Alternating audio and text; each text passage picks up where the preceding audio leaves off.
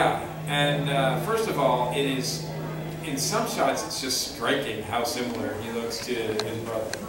It's just that he has the goatee. Have you all seen that? The MSD3K. You should There's an MSD3K version? Yeah. You should tell the conceit of the plot. Oh yeah, the plot is that, the secret agent, the big secret agent, is not available. And so they turn to his younger brother to help them out. And actually it's got M's in it, right? And Moneypenny, and... Lois Maxwell, Bernard Lee, and Alfredo Celli. Yep. Played Largo in Thunderbolt. Yep. They're all in it. There's a Bond girl. Yeah, there's one of the Bond girls, and then Russian Love. And then he's like a medical doctor, right? He gets recruited into this whole thing. The doctor. He's listed, his character name in IMDb is listed as Dr. Neil Carter, which is actually, I mean, he's not a doctor. I think he's like a bricklayer or something. He's a carpenter. I just want to know what Saltzman and Broccoli thought when they sold that thing. And they couldn't have been happy. With Bernard and Lois, it's like, I'm surprised they were allowed to do that. Yeah. Maybe Sean said, hey, because of Neil being in it or something. Maybe, I don't know. I think Morricone did the soundtrack too, didn't he? Morricone, I think. It's got some crazy, it's a crazy Italian film. Yeah. And it's in that spy spoof era, with the Van Helms and all the Flint, all that stuff going on. It's just, you get, if you want to do just a good popcorn movie and just not, turn the brain off a little bit.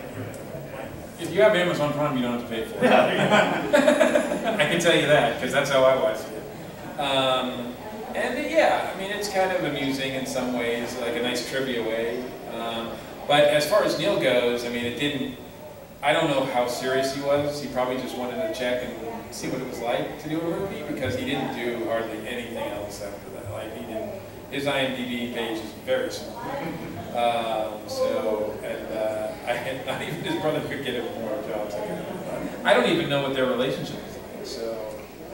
It sounded like when they passed away, it sounded like they were pretty close at one point. But I mean, Sean was living down in the Caribbean, and I think Neil was still in Scotland. You get from a street vendor, that's special. Yeah, that's really good.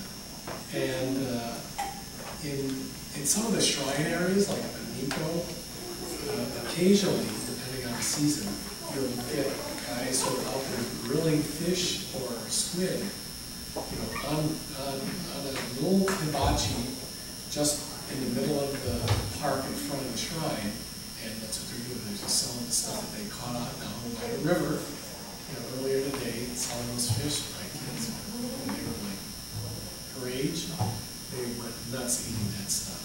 They couldn't get those fish. And yeah, it'll be very amusing for her. A lot of good stuff. Yeah. And they're all half, before 5, they're free on the trains, which is great. After 5, they're half price until they get moved to 12.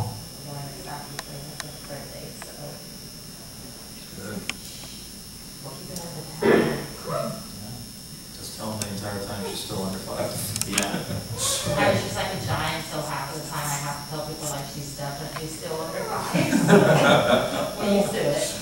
You'll have a passport to prove it. Yeah. People don't believe it. You ready?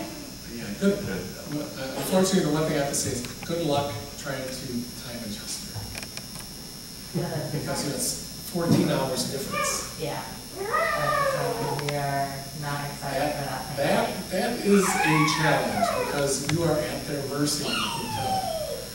A little kid wants something, and they're not getting it. I don't think and you don't want to be the person who's waiting everybody else up in the hotel, so it'll take a little bit before.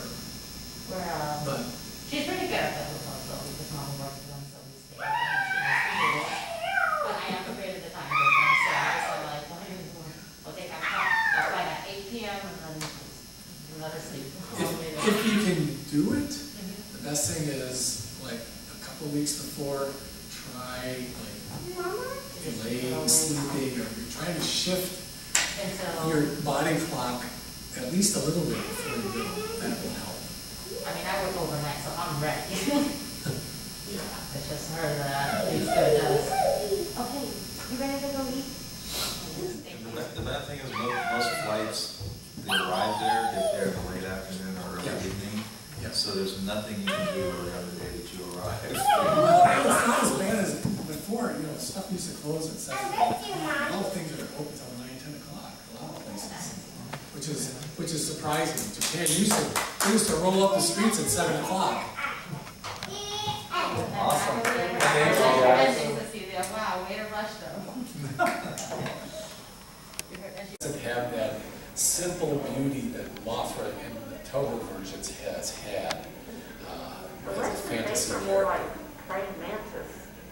Yeah, yeah, I think so. But so, okay, I don't hate it, but I just don't feel like I feel like they missed the spirit and the essence of the character. So, but that's Mothra through the years. It's good, but it's not Mothra. Yeah, yeah, that's exactly how I would put it. Anything else you'd like to add?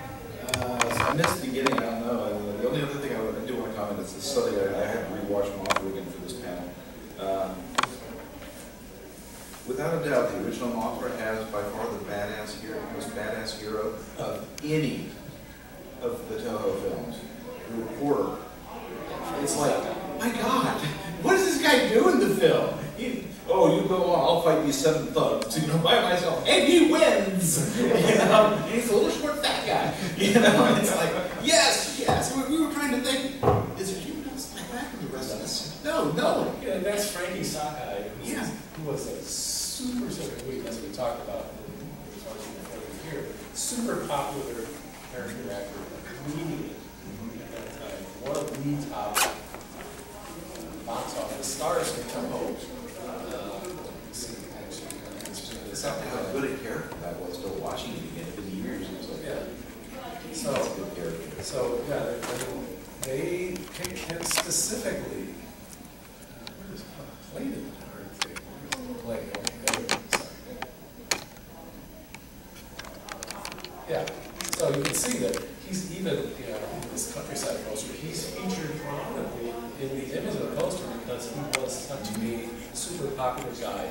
He wasn't an action hero or anybody. He was just a comic actor. But he knew how to play roles like that, a larger-than-life character, which, especially for the Japanese sense of humor, that's their sense of humor. You get these guys playing these over-the-top kind of characters like Frankie Sakai was. You see it, especially you see it in musicals that he was in. He's really, super expressive, like theatrical in the way he performs all his roles. So he was an ideal character for doing this kind of thing. Yeah. You never had anybody else. I mean, you had your hard-boiled detectives like Detective Shindo and even the Three-Headed Monster, but he's not like the badass guy. I mean, when you have it, and you've either got most of the heroes in the films are scientists or military guys. The military guys are like, well, some of them are pretty hardcore, but they're military guys. That's what they're paid to do. This is just a reporter. It's just like, Or detectives. Detectives are the other popular character in those early films. So, anyway, that is the presentation on Mothra. Anybody got any questions or comments or anything you'd like to say?